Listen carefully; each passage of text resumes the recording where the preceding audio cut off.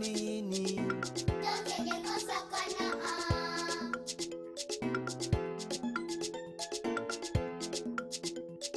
banangonga ebetiye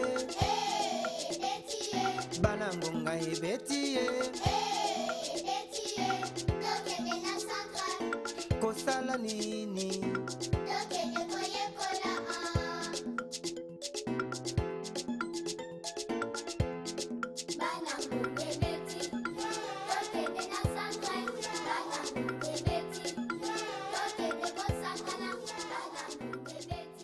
Ces enfants congolais de 5 ans sont en train de jouer. En même temps, ils acquièrent des compétences et des attitudes essentielles qui les prépareront à réussir lorsqu'ils entreront à l'école. Ils développent leurs compétences à l'aide de l'enseignement par audio, transmis par les téléphones mobiles. Ces enfants participent à un projet pilote financé par la Banque mondiale afin de déterminer si l'utilisation de l'enseignement interactif par audio ou l'IA peut soutenir le gouvernement de la RDC à augmenter l'accès à une éducation préscolaire de qualité à travers le pays. Les émissions guident les enseignants à travers des leçons qui emploient des jeux et des chansons pour assurer la participation active des enfants et pour qu'ils interagissent avec leurs animateurs et leurs camarades. Ces émissions peuvent facilement être mises en pause et redémarrer pour permettre à l'animateur de faire le tour et faire participer chaque enfant. Les enfants peuvent être invités à répondre jusqu'à 100 fois en une demi-heure. En concentrant le temps d'instruction sur les tâches à accomplir et en se basant sur un apprentissage actif centré sur l'enfant, l'IA engendre des résultats solides. Ces programmes ont été conçus en lingala, une des 4 langues nationales de la République démocratique du Congo, par une équipe de rédacteurs locaux. Ces personnages des émissions sont typiques et familiers autant pour les animateurs que pour les enfants et leurs familles. Une souris parlante s'ajoute aux personnages pour développer le monde imaginaire et curieux des enfants à l'écoute. Ces derniers guident les enseignants et les enfants grâce à des activités visant à promouvoir l'apprentissage. Les leçons répondent directement aux objectifs soulignés dans les programmes nationaux du ministère et visent à construire les compétences scolaires et sociales de base dont les enfants auront besoin pour réussir à l'école et pour accroître leurs opportunités sociales et économiques.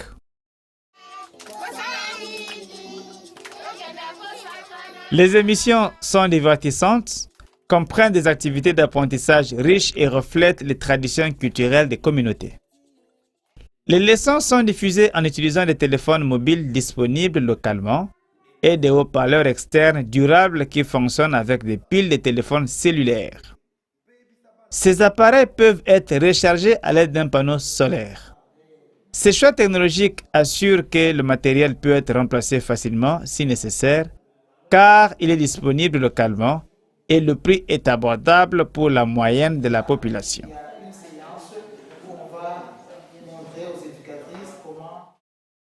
Ces projets pilotes comprennent 4 volets principaux: l'engagement du ministère, la sensibilisation de la communauté et des parents, la formation des animateurs et l'évaluation de ces émissions IA dans les centres existants.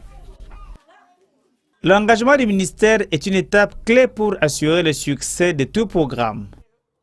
Les concepteurs du programme IA ont rencontré leurs homologues du ministère afin de veiller à ce que la conception du projet pilote et les émissions IA soient conformes au programme et à la vision du ministère de l'Éducation préscolaire en RDC. Tous ces documents créés par le projet ont été partagés et approuvés par un comité de validation ministériel.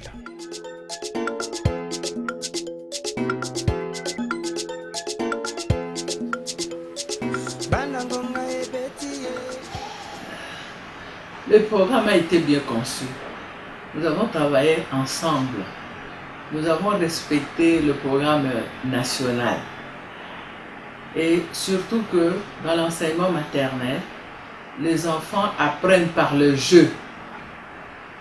Et en concevant le programme que vous nous avez amenés, c'est ça que nous avons respecté. C'était par le jeu que les enfants devaient apprendre. Et c'était très intéressant parce que c'est dans la langue locale.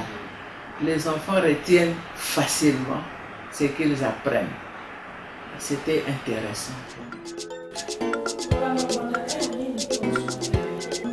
Dans le site pilote, les parents et les membres de la communauté intéressés ont été invités à une session d'information sur l'éducation préscolaire, les IA et les avantages que ceux-ci apportent à leurs enfants.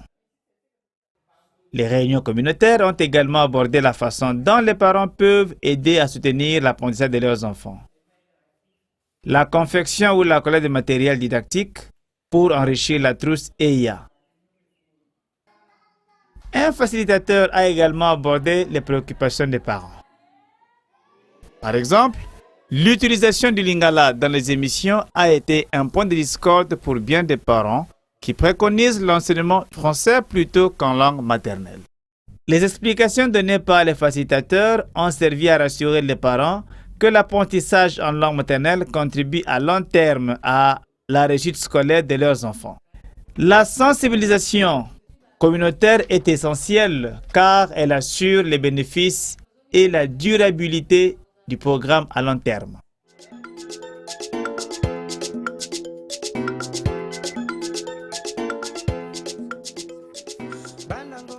Vraiment, mon impression est d'une manière positive. J'ai apprécié la formation. Avec cette innovation, je pense que ça va aboutir à un résultat escompté au niveau des écoles maternelles. Oui, effectivement, nous étions des fiers avec cette initiative. Les animateurs communautaires ont participé à une formation portant sur l'utilisation de l'EIA, l'organisation de la classe et les stratégies de base d'enseignement pour la petite enfance. Cette formation les a orientés pour gérer de manière efficace les activités lors des émissions EIA et comment disposer le matériel, l'équipement et regrouper les enfants. Enfin, les émissions EIA ont été téléchargées sur les téléphones et testées dans les centres de maternelle. Les évaluateurs ont utilisé des critères d'évaluation précis pour évaluer chaque émission. Sont-elles faciles à suivre sur le plan pédagogique? Le côté ludique est-il attrayant pour les enfants? La participation des enfants a-t-elle été maximisée? Ensuite, ils ont demandé aux enfants ce qu'ils ont aimé ou pas aimé dans l'émission. Les animateurs ont également été interrogés sur ce qu'ils ont trouvé utile ou difficile à appliquer dans chaque émission, ainsi que dans les guides qui les accompagnent. Les résultats de ces évaluations ont été utilisés pour modifier les émissions afin d'assurer leur qualité et pertinence.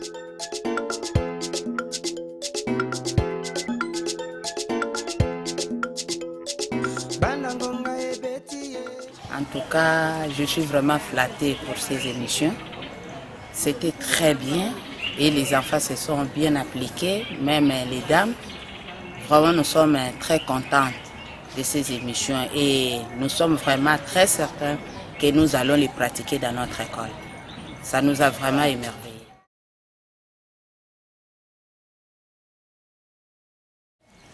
Bonne technologie et comme c'est une nouvelle technologie, les enfants aiment jouer avec des jouets, les jeux, faire des jeux plutôt. Et avec cela, vraiment, c'est très important aussi pour les enfants. Et vous-même, vous avez vu comment les enfants se sont intéressés à suivre ces émissions à travers les téléphones, le parleur. Et vous avez vous-même vu comment se comportaient les enfants vis-à-vis de ces appareils. Vraiment, c'était très bien.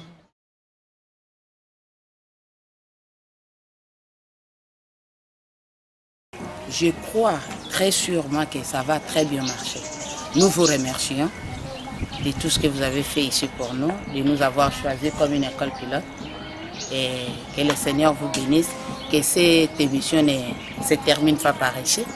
Nous voulons la continuité et nous allons l'appliquer dans notre école. Ce projet pilote est un grand pas vers l'éducation préscolaire universelle et publique en République démocratique du Congo. Pour bien des parents, ces maternelles communautaires sont les premiers chemins vers la réussite scolaire de leurs enfants. Pour les enfants, ces milieux enrichissants sera à quelques pas de la maison. L'accessibilité et la facilité d'emploi de l'enseignement interactif audio ouvrent les portes de l'éducation pour les enfants, qu'ils soient de familles riches ou pauvres, des quartiers urbains ou des régions éloignées. Filles ou garçons, c'est un tremplin vers la réussite scolaire pour tous les enfants.